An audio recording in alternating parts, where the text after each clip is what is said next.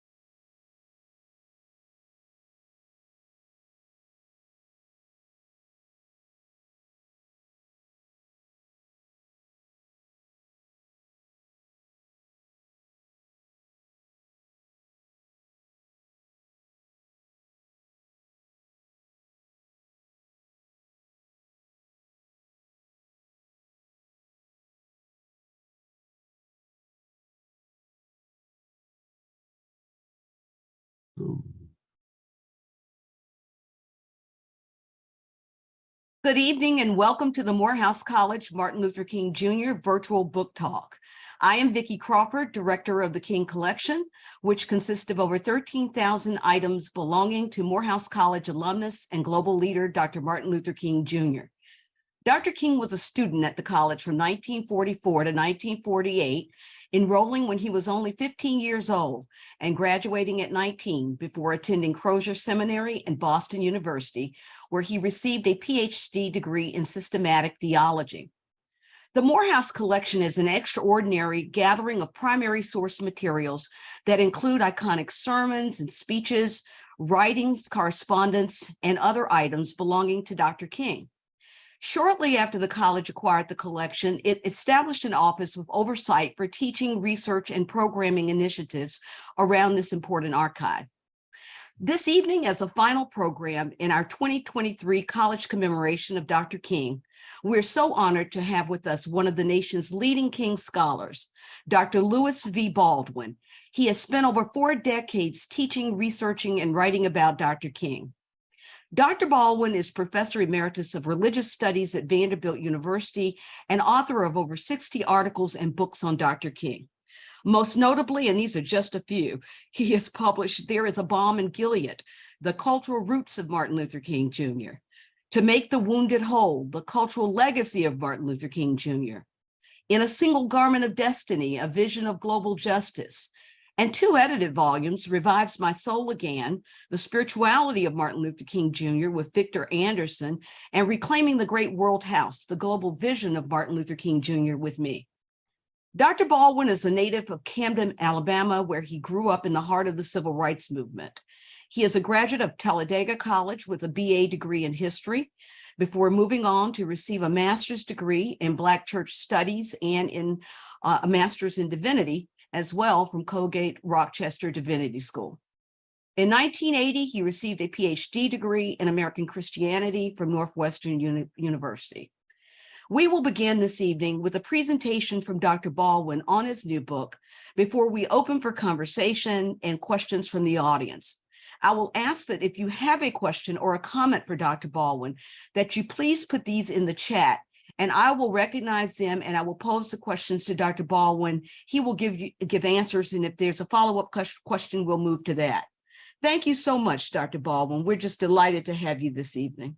Thank you so much for having me. You're so kind and generous. Should I begin? Yes, you're ready to begin your presentation.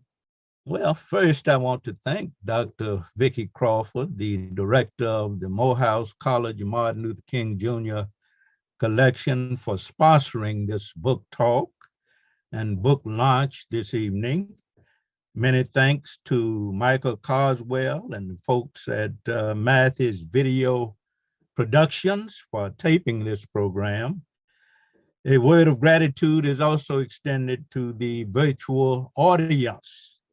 We welcome you and we hope many of you will participate in our question and answer session after my presentation.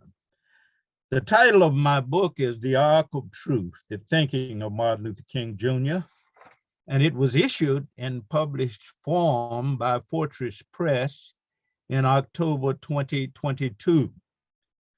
The Arc of Truth focuses on Dr. King's lifelong pilgrimage in pursuit of truth, and I wrote this book for a couple of very important reasons. First, because I felt morally obligated to raise my voice in unity with those academics who are writing today about the dangers inherent in what many historians are calling the post-truth age, or the age of alternative truths, the age of lies, disinformation, and conspiracy theories. It is so evident today that the old rules and standards regarding truth, truth telling, and truth sharing are increasingly breaking down. And lying is becoming the norm and not simply a deviation from the norm, even at the highest levels of our nation's political and religious life.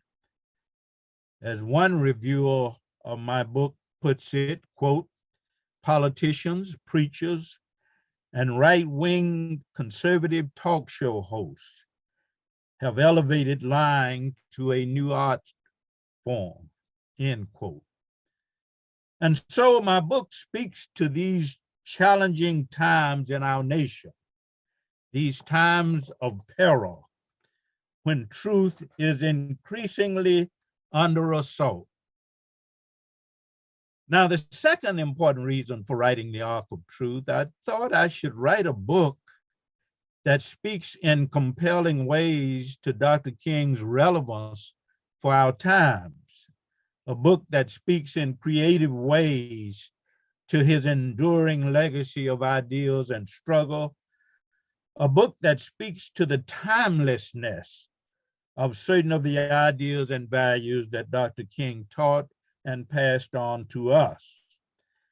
And because Dr. King had so much to say about the power of truth, truth telling, and truth sharing, and about the moral obligation to speak truth to power, I concluded that he, as our most celebrated national hero, should also be considered an authority, a rich resource, and an inspiration for us today as we seek to reclaim a culture that not only cherishes, elevates, and proclaims truth in compelling ways, but that also demands truth.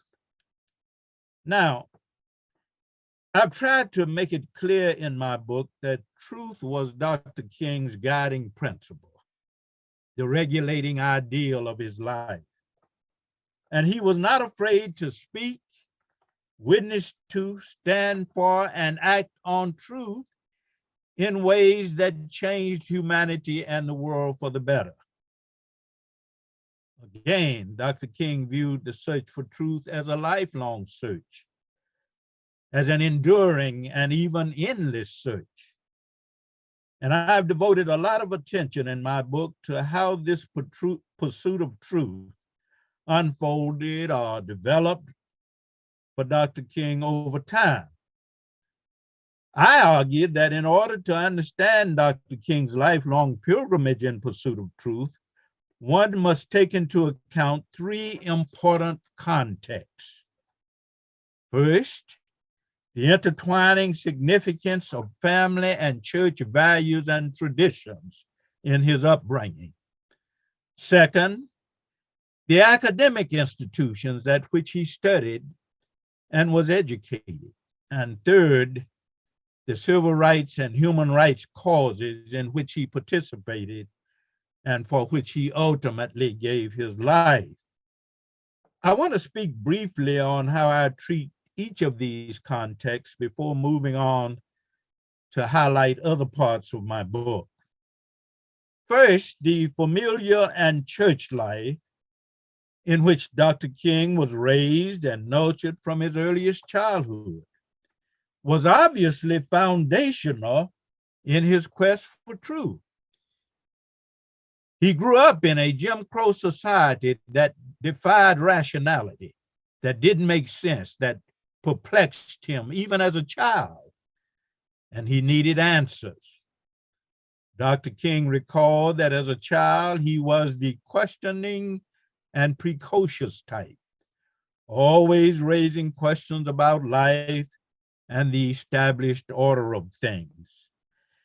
And Martin Luther King Sr. makes the same point about King Jr. in his autobiography entitled Daddy King, saying of his son, quote, "He was a curious youngster who really did wonder constantly about this peculiar world he saw all around him," end quote. When King Jr. was about 6 years old, he lost his two little white male playmates due to the white supremacist views of their parents. And King Jr.'s description of what happened leads me to conclude that this was a critical point in the beginning of his search for truth. Confused that his white playmates couldn't play with him any longer, King Jr. wanted to know why white people hated blacks. And of course, he put the question to his mother. And King Jr. later recalled that my mother, quote, "explained to me the facts of life, the facts about slavery and segregation, that these were a social condition rather than a natural order," end quote. And from that point, from age 6, King Jr. grew increasingly concerned about the facts of life, which, of course, translated into what would be a lifelong search for truth. And we need to also remember that during those childhood years, King Jr. often heard his father and countless other men of the cloth proclaim truth from pulpits in Atlanta and other parts of Georgia.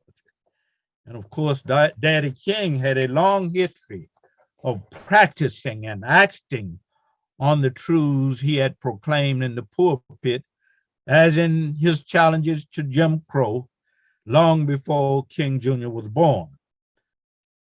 And so the intertwining significance of family and church with the values of the one reinforcing those of the other in King Jr.'s life was critical and indeed foundational in what became King Jr.'s ongoing pilgrimage in truth-seeking.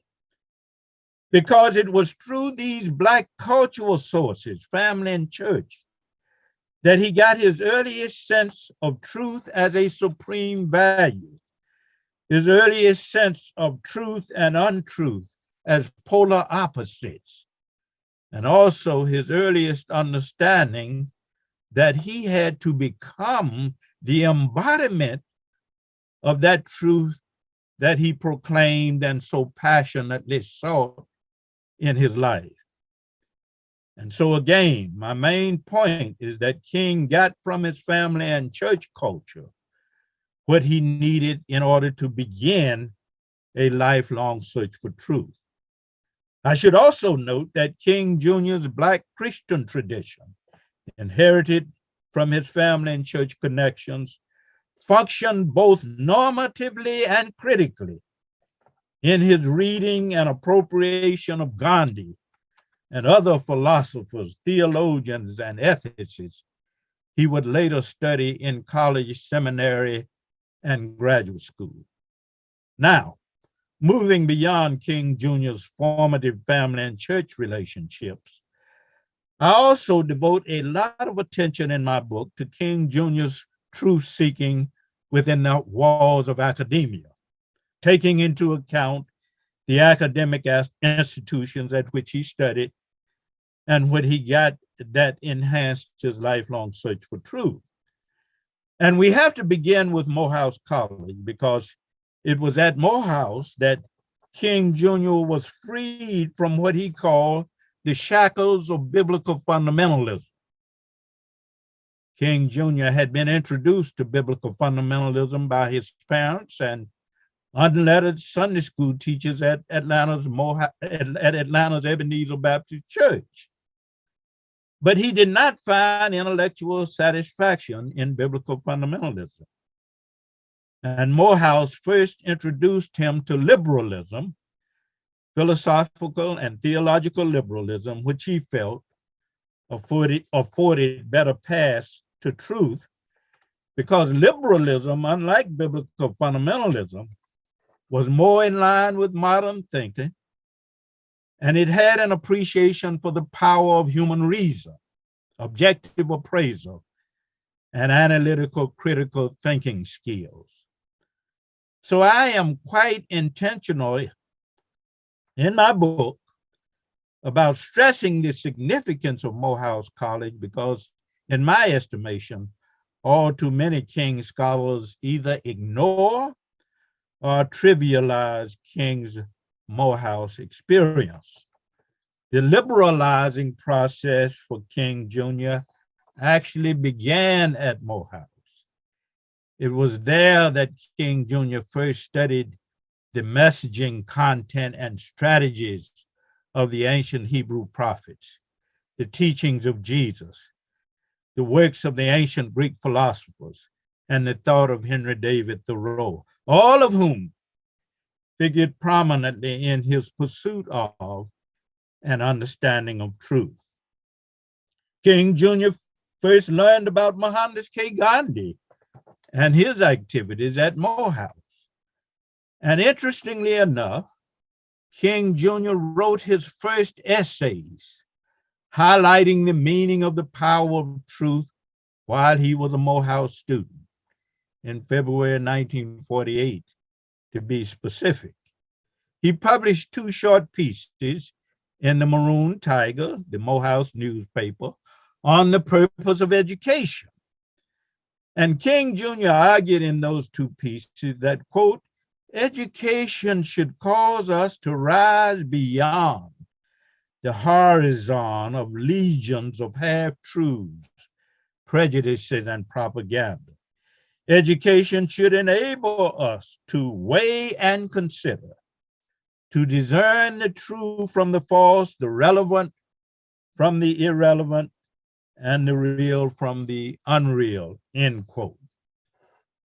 I point out in my book that the courses King Jr. had with Morehouse philosophy Professor Samuel Williams and with sociology Professor Walter Shivers were immensely important in his truth-seeking.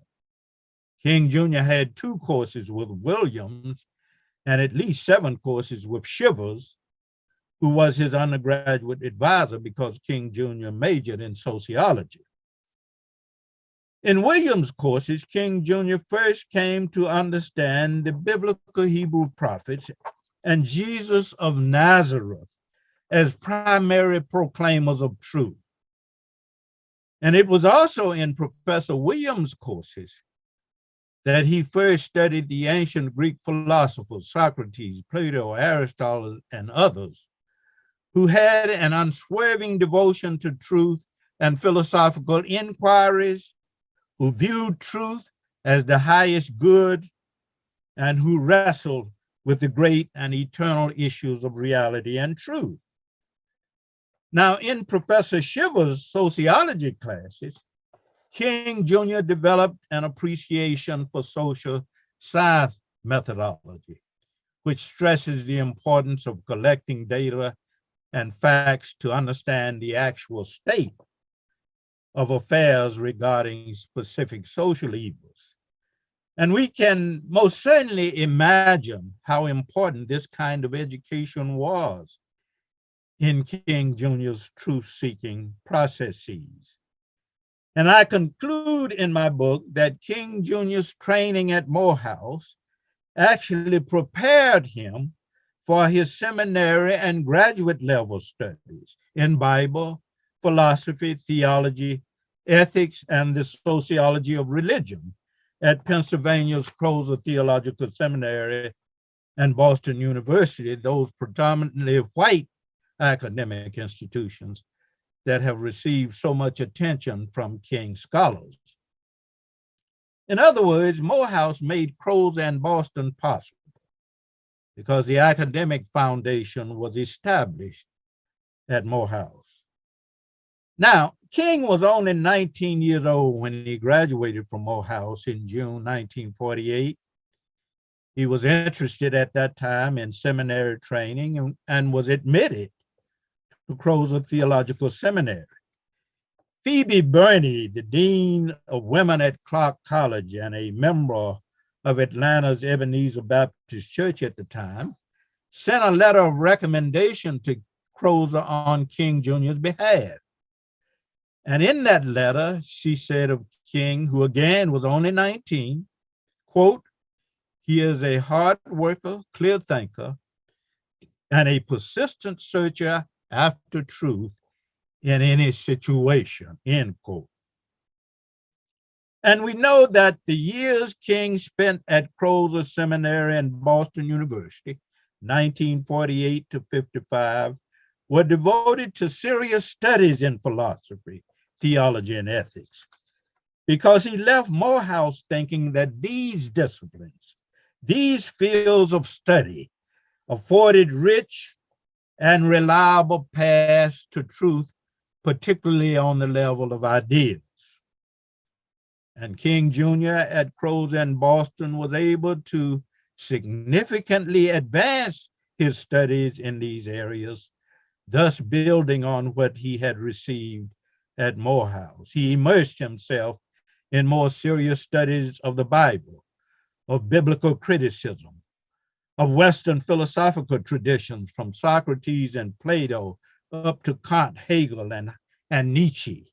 He studied the ethics and philosophy of Gandhi, and he majored in Western theological traditions like the social gospel, neo-orthodoxy, and personalism. And I note in my book that these studies within the walls of academia enhanced King Jr.'s truth-seeking in the following ways.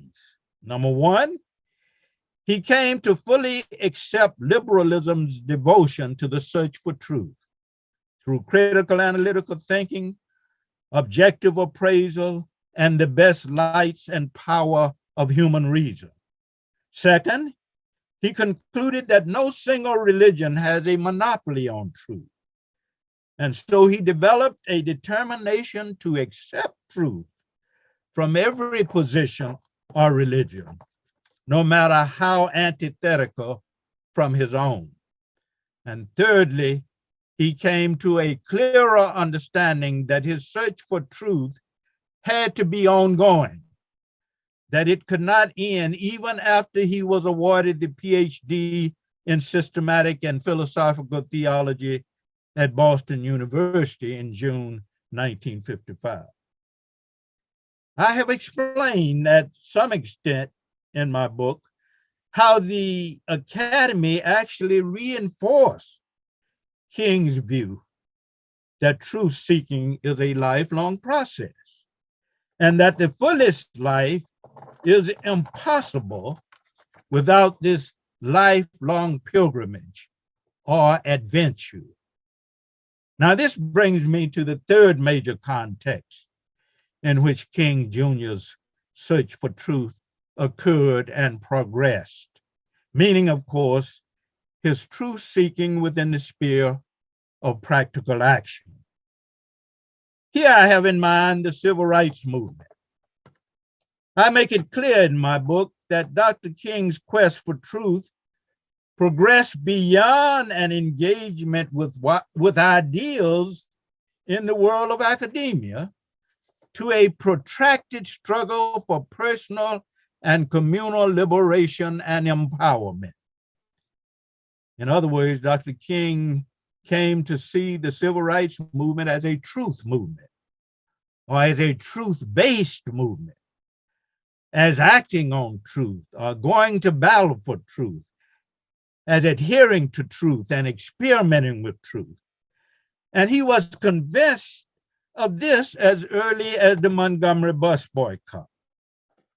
Dr. King was clearly influenced at this point by his reading of Gandhi, who had spoken of his Satyagraha campaigns as experiments with truth.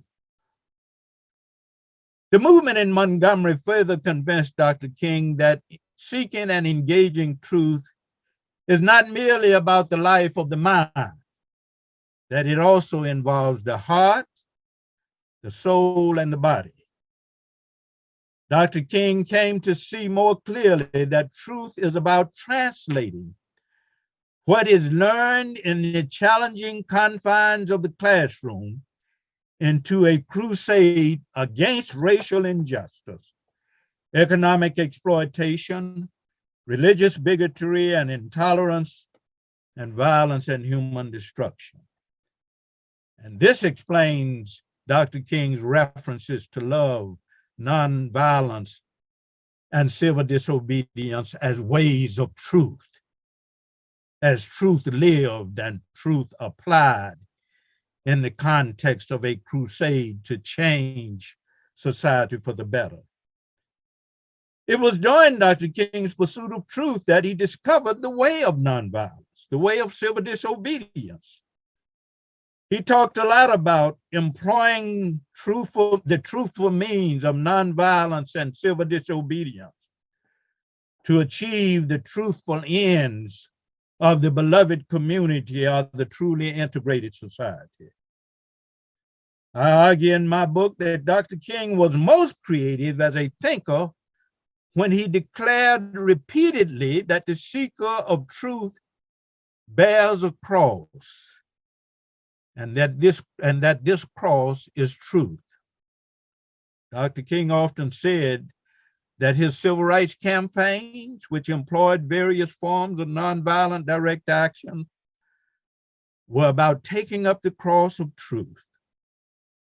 He saw truth as a cross that every individual who fights for human dignity, justice, and peace must bear. And he declared that the truth seeker suffers and sometimes dies on that cross. And so it is clear that Dr. King challenged America with a rather creative definition of truth, a definition that was obviously grounded in his understanding of the Gospels, of the life of Jesus of Nazareth, and of the demands of the Christian faith.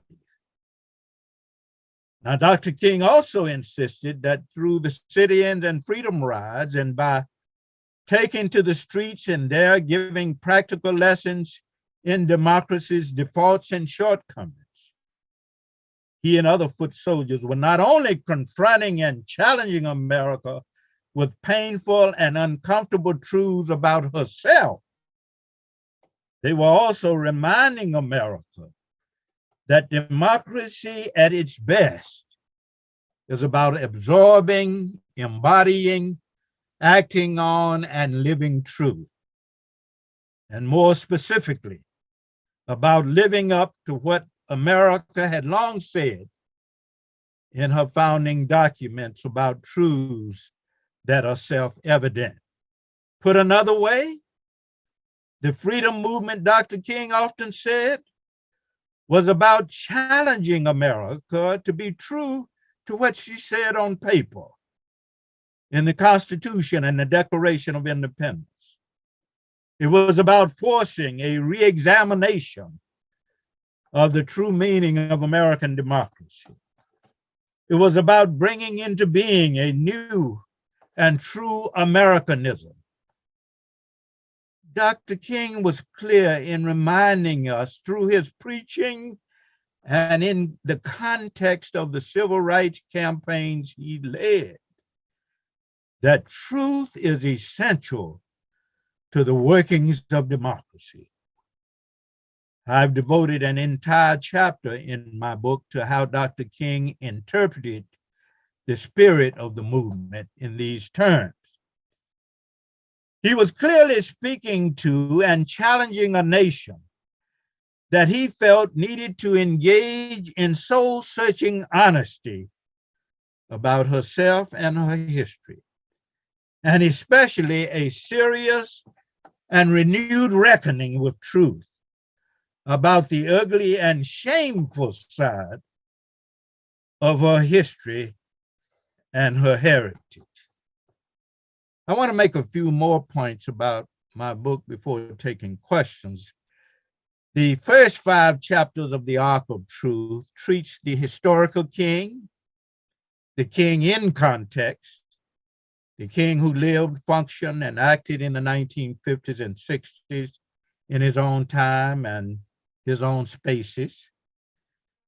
The 6th and final chapter of the book focuses on the king beyond context, or the trans-historical king, or the king we remember and honor today.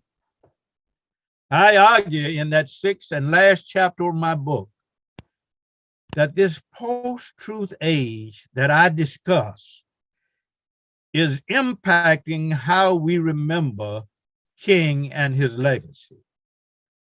Dr. King, sadly enough, has increasingly become a victim of post-truthism. In other words, post-truthism is contributing to widespread tendencies to further distort the meaning and message of Dr. King. And this is abundantly clear on the conservative right side of the political spectrum in this country.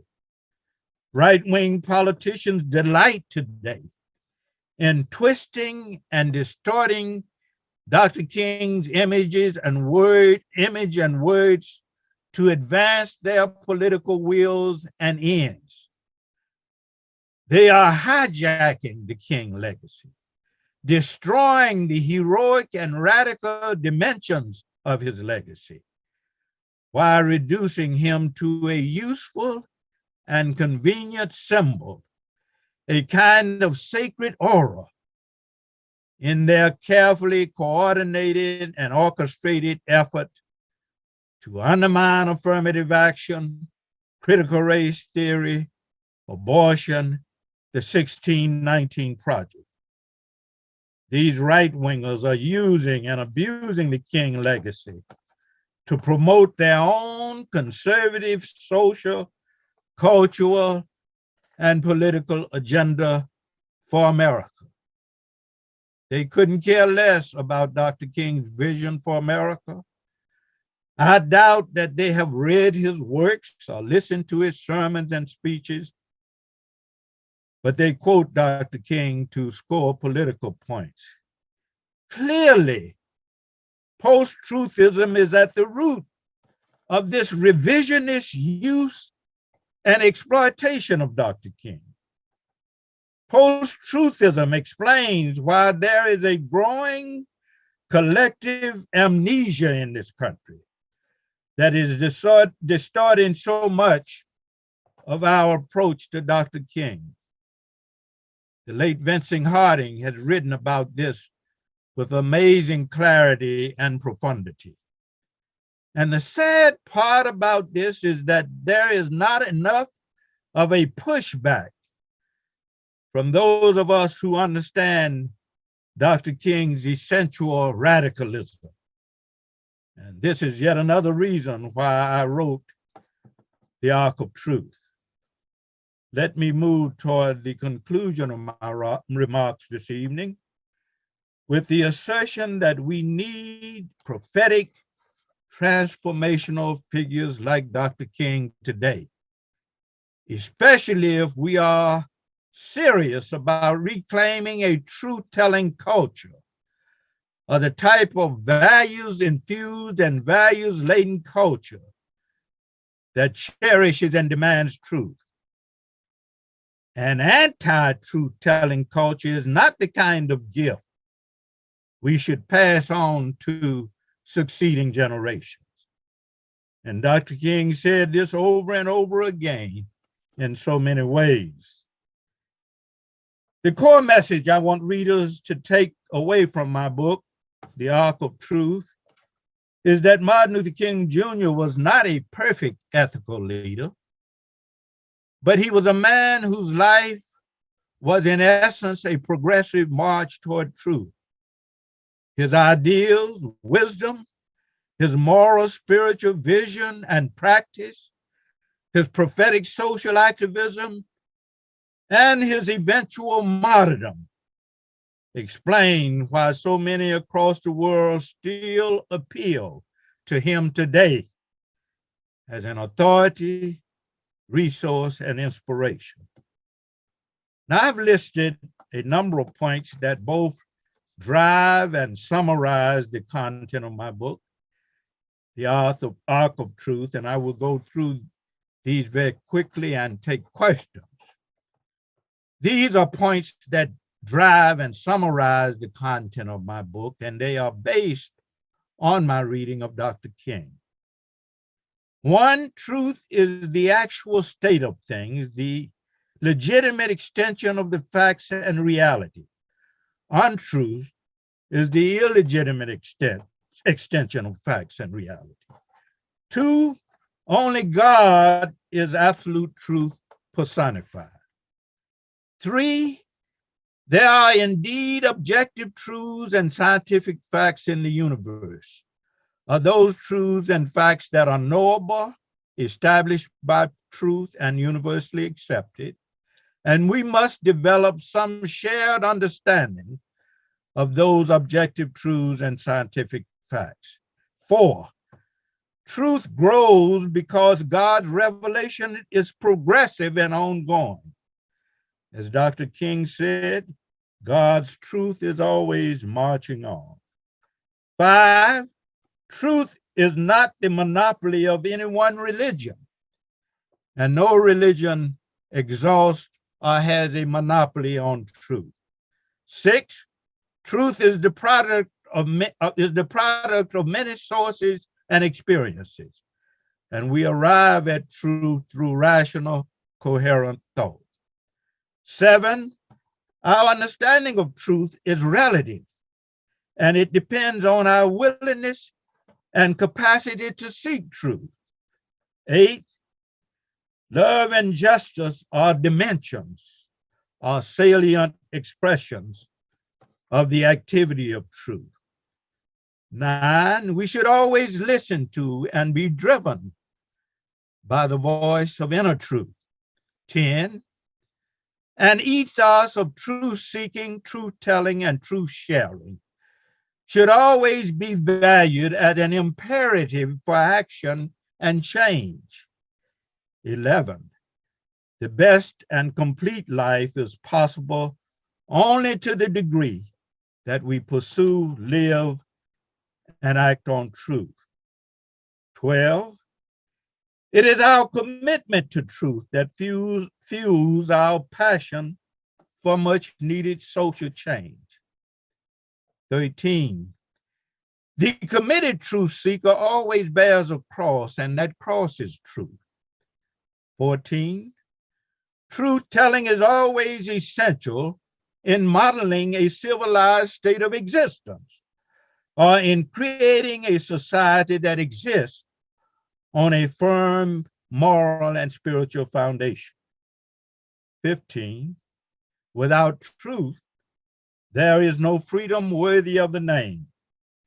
Jesus said, the truth shall set you free. 16, truth is the lifeblood of a functioning democracy, and especially a democracy rooted in a profession and affirmation of self-evident truth. 17, telling the unvarnished truth about America and being patriotic are not mutually exclusive, for patriotism at its best demands nothing less.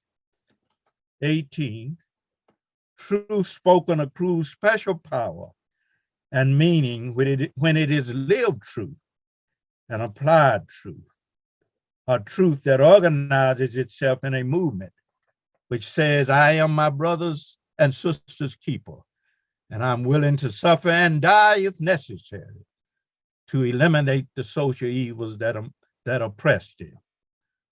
19, only truthful means leads to truthful ends. And finally, number 20, truth has incomparable powers of endurance, and truth always triumphs ultimately over untruth.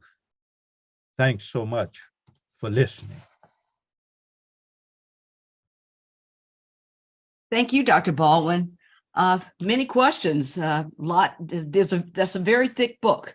I am particularly drawn to chapters 4 and 5, and I want in chapter 5 you talk about how truth gets exemplified by the civil rights movement. Yeah. And how it's translated into not just a personal commitment, but into an actual movement. I wonder if you could talk more about that, and if you see any contemporary social justice movements where that might be exemplified or helpful. That's an excellent question. Dr. King saw the movement as his own, in terms of his own personal quest for truth, but he also saw the movement itself as a quest for truth on a social and political level. And he was quite, of course, clear about that. And I think today you can look at the Black Lives Matter movement. You can look at the Me Too movement led by women. You can look at the March for Our Lives Against Gun led by young people. All of these movements, I think, fit the model that Dr. King had in mind when he talked about the civil rights movement as a truth-based movement. I think we can see all of these contemporary movements as movements of truth, as truth-based movements, because they are about not only exposing certain social evils, but confronting America with what she has long said about self-evident truths. That we all created equal, that we're endowed by our Creator with certain inalienable rights, that among these are life, liberty, and the pursuit of happiness. I think all of these movements, the Black Lives Matter movement, the Me Too movement, the youth movement, March for Our Lives Against Guns, they are certainly in the tradition of the civil rights movement, because they too are truth-based movements. So one of the, and you've said it so eloquently here, but one of the resounding themes throughout all the chapters in the book has to do with King's relationship to nonviolence. And to his study of Gandhi. And in fact, in the chapter I'm thinking of here, you quote both of them. You quote King, you say that King's understanding and practice of nonviolence, he felt that nonviolence was a weapon of truth. And you open the book with that, actually. You have a quote from King and a quote from Gandhi. Mm-hmm. And from King, you quote him in one of his last books, Where Do We Go From Here? And you quote him as saying, freedom is still the bonus we receive from knowing the truth. Yeah. And you follow that by quoting Gandhi when you say, when I despair, I remember that all through history, the ways of truth and love have always won. Yeah. Can you talk a bit more about King's unwavering belief in the thought and action of nonviolent resistance? I'm very curious about the action part. Yes, I think when King spoke of nonviolence as a way of truth, he had in mind living truth, acting on truth. Truth is not simply about spoken words or ideals. It's about how we live and act in the world. And he was very clear about that. Of course, much of this was based on his reading of Gandhi and Henry David Thoreau. That is, that truth finds practical expression through nonviolence. Okay, this is what he had in mind. If you look, for an example, at King and Gandhi's 4 steps of nonviolent direct action, They spoke first of investigating to make sure that certain social evils exist. Attempts at negotiation with the powers that be is the second step. The third step is self-purification, meaning, of course, fasting, contemplation, and prayer. But the final step is nonviolent direct action or satyagraha action. And this is where truth spoken becomes truth lived and truth acted on. So you move from truth as ideals to truth to what? Truth acted on and truth applied in the context of a movement that liberates and empowers people. And back to those quotes, when King talked about truth and freedom, he made that connection between truth and freedom. He had a lot to say about that. His view was that untruth always enslaves and disempowers. Truth always frees and empowers. So the civil rights movement was about what? Freeing people, empowering people. The backlash from racist elements were about what? Was about further enslaving people and disempowering people. So he was clear in making that kind of distinction. The civil rights movement was about empowering people, freeing people, liberating people. And that's very, very important. And would you also say that King expressed that we have a responsibility to act? I mean, if you see untruth, if you see these lies, if you see this distortion, to be inactive, what would he say about being inactive and not being a bystander? I think he would say if you're inactive, you're morally irresponsible. Dr. King said we all moral and rational persons have a moral responsibility to get involved in this truth-based movement. We all have a moral responsibility to not only tell the truth, but to act on truth.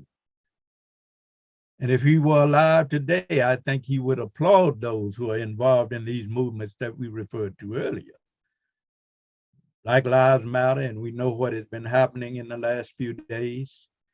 The Me Too movement and the youth movement against gun violence. I have no doubt whatsoever that if Dr. King were with us today, he would be involved in these movements because they are movements that empower people. They are, in fact, truth-based movements. So one thing that I am concerned about, and I question is, how do we get to a mutually agreed upon notion or idea of the truth when people are so polarized now? I mean, how do we even get to even sit at the table and have the conversation? That, I think, is the problem. It's hard to get people to a point of reality when so many don't even want to deal with reality. We're in a situation where we all have our different stories to tell about our experiences in America. And there are always people who don't want to hear the stories of African American people. And I don't know if we can ever get to a point where some people in this country are willing to hear those stories.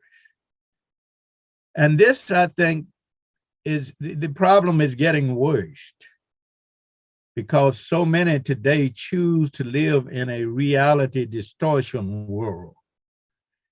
They choose to create their own reality around issues of race and economics and politics. They embrace conspiracy theories, alternative truths, and they are determined not to get, they have no interest, I should say, in coming to some shared understanding of what constitutes objective truths. And when you have that problem, I must say that I'm not very hopeful about Americans coming to a shared understanding of what constitutes truth. It seems to me that that is becoming increasingly unlikely in this post-truth age. Well, that's very dangerous, you know. Yeah, it's very dangerous. That's why I spoke to the perils Yeah. at the very beginning of my talk, not simply the challenges of this post-truth age, but the perils of this post-truth age. And of course, that compelled you to want to write the book, to lift your Oh, voice. absolutely. Absolutely. That's my voice. This book is my voice. And it's a voice in unity with many other historians and social and cultural critics who are pointing out the dangers or the potential dangers of the post-truth era. Is that we're getting to a point where we don't even recognize what truth is anymore. The lines between truth and untruth are becoming increasingly blurred and distorted. And of course, that poses serious problems for us if we are to move forward as a multiracial democracy. Well, I'm thinking a lot these days, of course, about Tyree Nichols, about George Floyd, about, you know, all of these incidents involving the police and police violence. And King spoke and wrote wrote a lot about gun violence and he wrote some about policing. Is there anything that comes to mind, any particular sermon or speech that he might have spoken out specifically about policing or about you know, what weapons and militarization of the police? We know he talked, yeah. Absolutely. Excellent question. King often spoke of police brutality in the Black community. In fact, he was brutalized by policemen on a number of occasions. And you find that in a number of his interviews and speeches. He always said that I believe in the wise use of police force. You know, but I don't believe in police brutality. He understood the need for police as long as they engaged in the wise use of police force.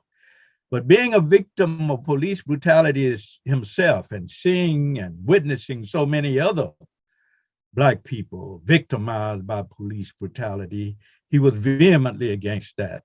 And he felt that that education was very important, not only for the masses of people, but particularly for those who served in law enforcement, that they had to undergo special education so that they would recognize the essential dignity of all human personality.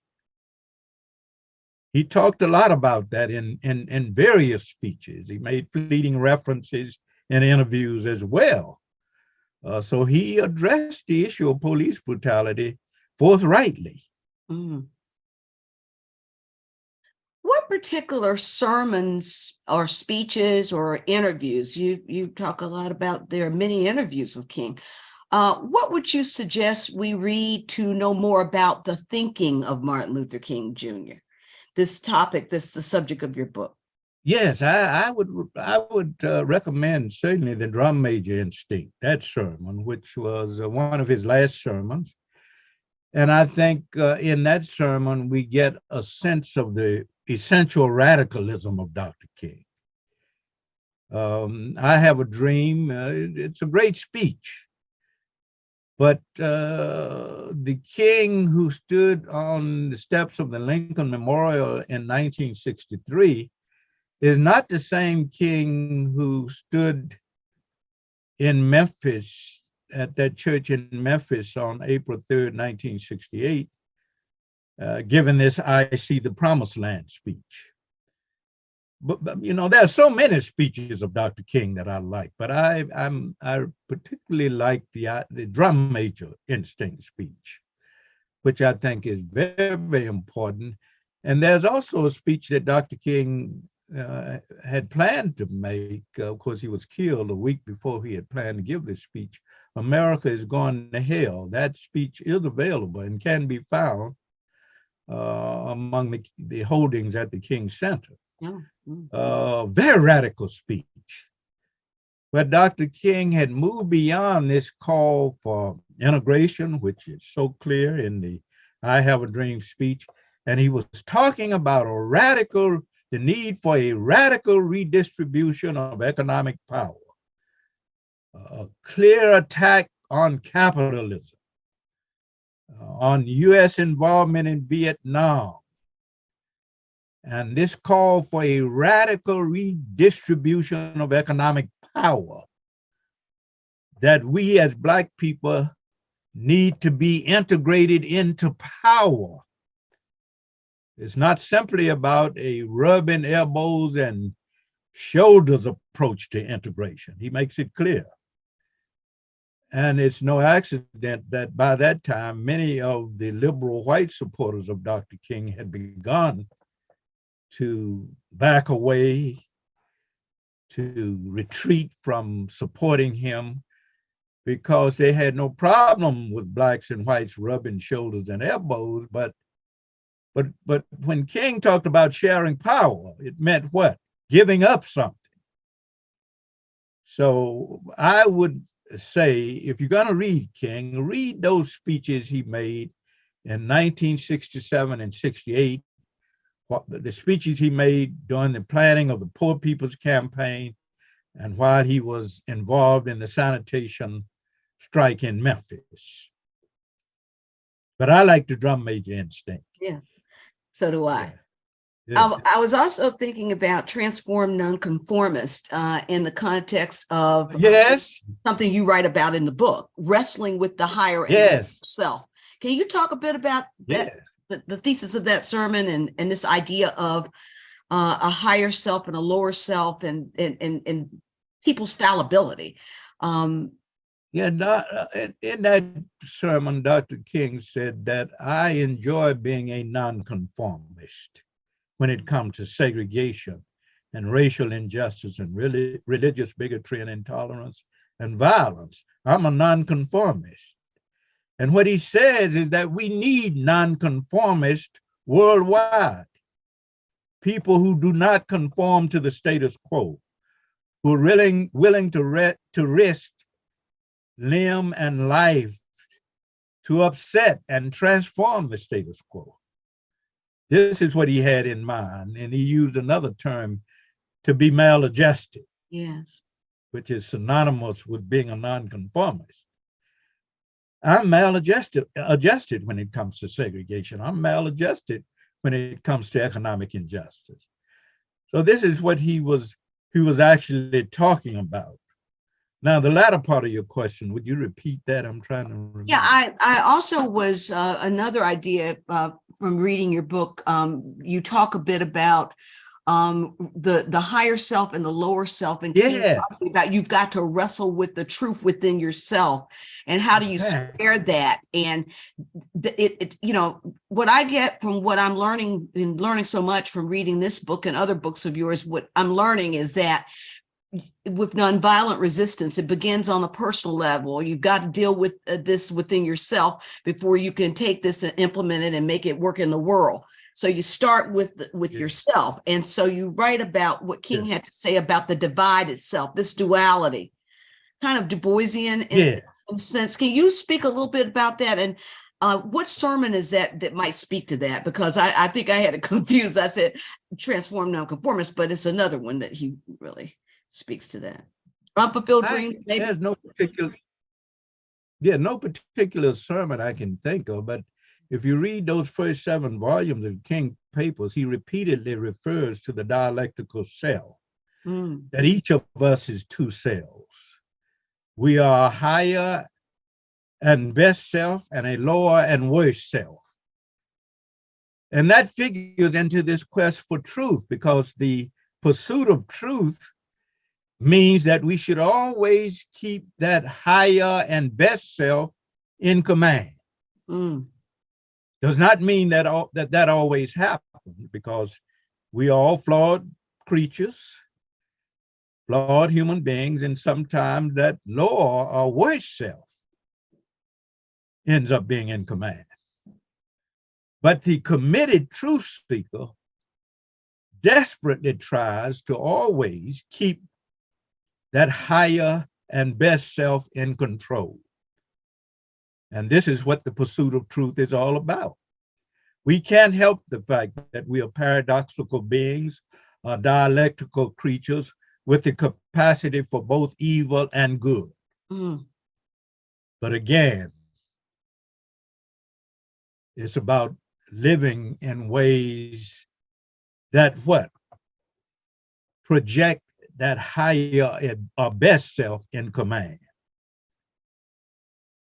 And this heightens our search for truth. Dr. Baldwin, thank you so much for that. We have a question from one of our people in the audience, our viewer. The question is from Connie, and she writes from Connie from Ebenezer. She writes, Dr. King often quoted, "Truth crushed to the earth will rise again," in many of his civil rights speeches. Her question is this: how can the Black church engage in the work Truth Rise Again?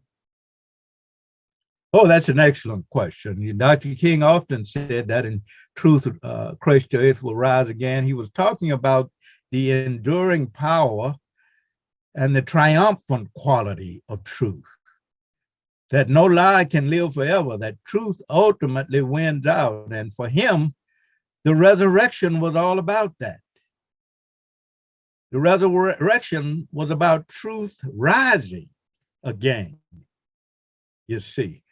And I think the Black church today needs to recapture the prophetic zeal and the prophetic fervor that Dr. King represented. You know, in his letter from the Birmingham City Jail, he criticized the church for increasingly abandoning its prophetic posture. And I see that happening today. Churches no longer have that kind of prophetic message, prophetic social witness, or prophetic posture that Dr. King represented. I think we got to get back to that. I think it's worse today than it was in King's time, because at least there was some involvement from the churches in the civil rights struggle.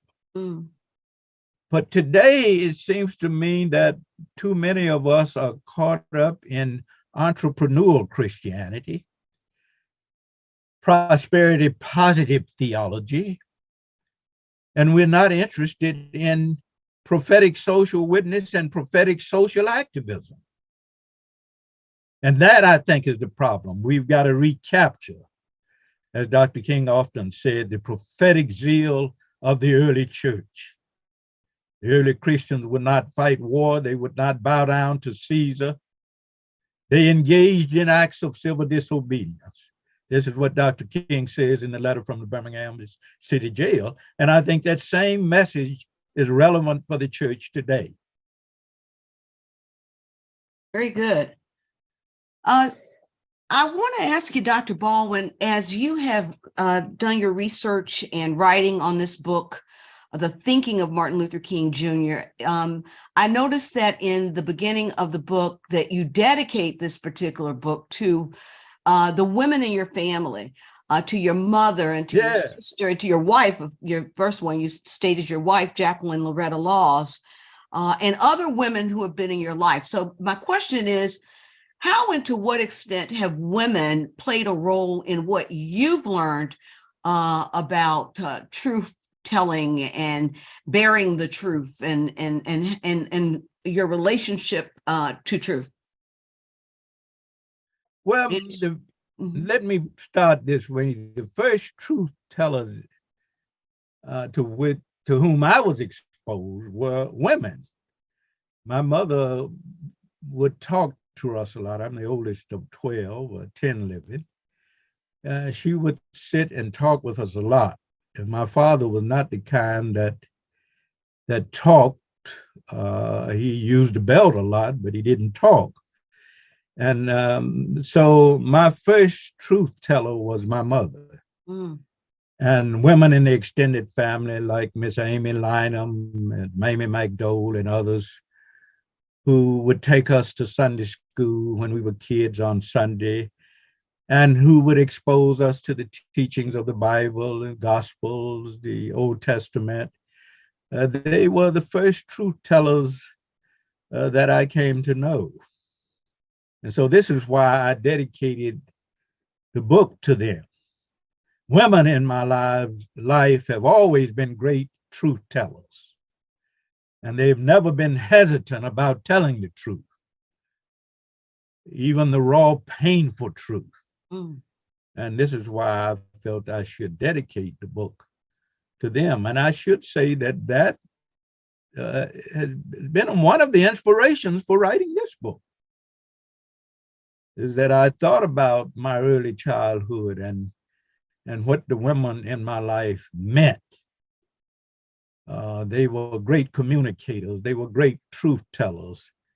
And they, of course, remain an inspiration to the kind of scholarship that I produce on Dr. King, not only on Dr. King, but the Black religious or the African-American religious experience as a whole.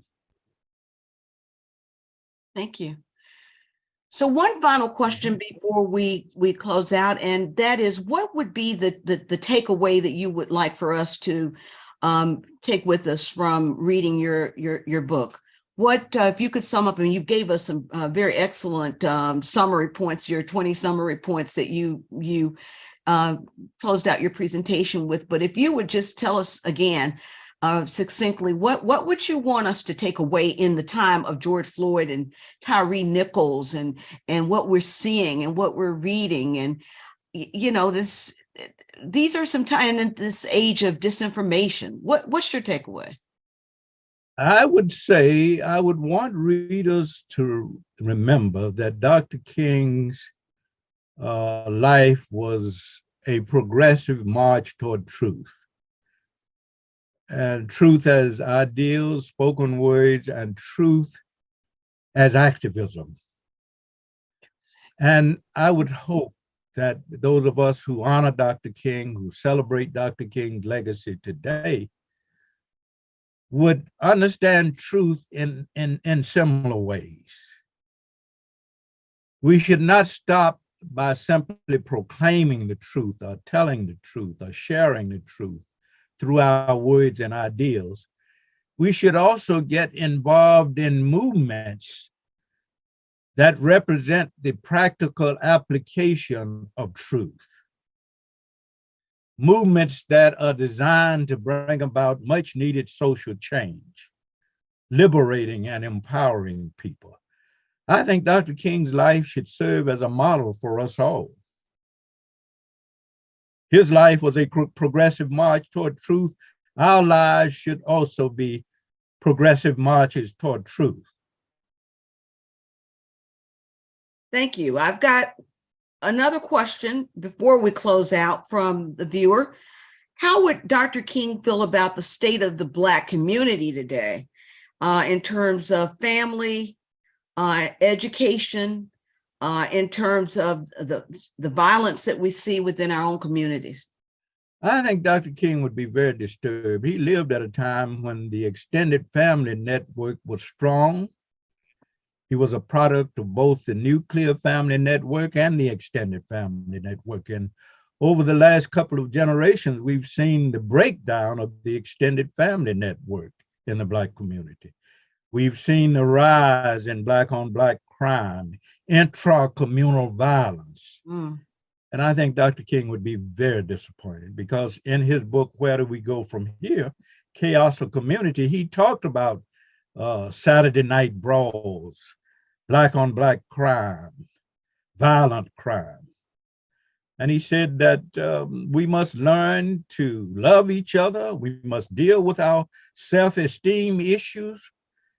We must develop a sense of pride in being Black, and also a sense of unity with others who share our condition, other Blacks.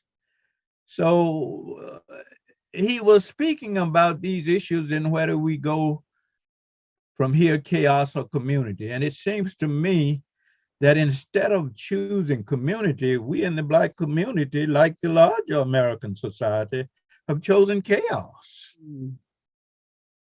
And I don't think Dr. King would be happy about that. I think we're being untrue to his legacy. I think we should be intentional about building on his holy crusade, which was about what? Creating Black unity, because we must have Black unity as a precondition for creating the kind of integrated society, the beloved community that he had in mind. Very good. Well, our time is upon us, Dr. Baldwin. I want to thank you again for joining us this evening as we close out this commemoration of Dr. King's life. This is just a remarkable book, and I think that it's so relevant in today's time. You have given us a greater appreciation and a greater understanding of the role of truth-telling in Dr. King's life, in his thought and in his action. And you do this, you trace it from his very formative early years, which is so wonderful to see in the book, to read, from the early years all throughout college and as an adult, up until the time that he's assassinated. So this is just a very remarkable book, and we're so grateful for your insight, for the research you put into this book, the work you put into it. And we thank you for joining us this evening. Thank you for your great questions. They were great questions. Thank you so much. We could go on and on, I'm sure. Thank you so much.